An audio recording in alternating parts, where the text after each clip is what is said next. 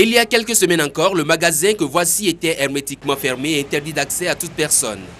Cela participait des précautions prises par la Direction générale de la SONAPRA et plus globalement par le gouvernement béninois pour sécuriser une importante quantité de pesticides à base d'endosulfan déclarés impropres à la consommation. Nous célébrons la fin de l'enlèvement de ces produits, non seulement de la SONAPRA, dans les magasins à l'intérieur du pays et de tout le pays. C'est depuis 2009 que la décision a été prise par le gouvernement béninois avec pour conséquence le choix de Polyeco, une société internationalement reconnue, pour conduire de pareilles opérations. C'est au total 260 000 litres de ce produit hautement toxique qui sont convoyés en direction de la France et de la Suède pour le traitement approprié. We are very happy and in very pleasant position.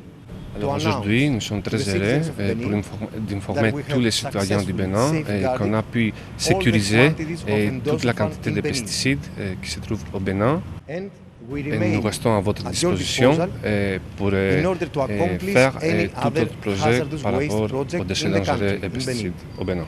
Et à la fin, je voudrais remercier toutes les autorités.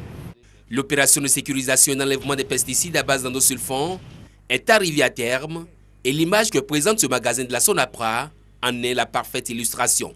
Le Bénin a commencé l'importation de ces organochlorés, c'est-à-dire de l'endosulfan, depuis la campagne 1999-2000. Donc nous l'avons utilisé pendant 10 ans.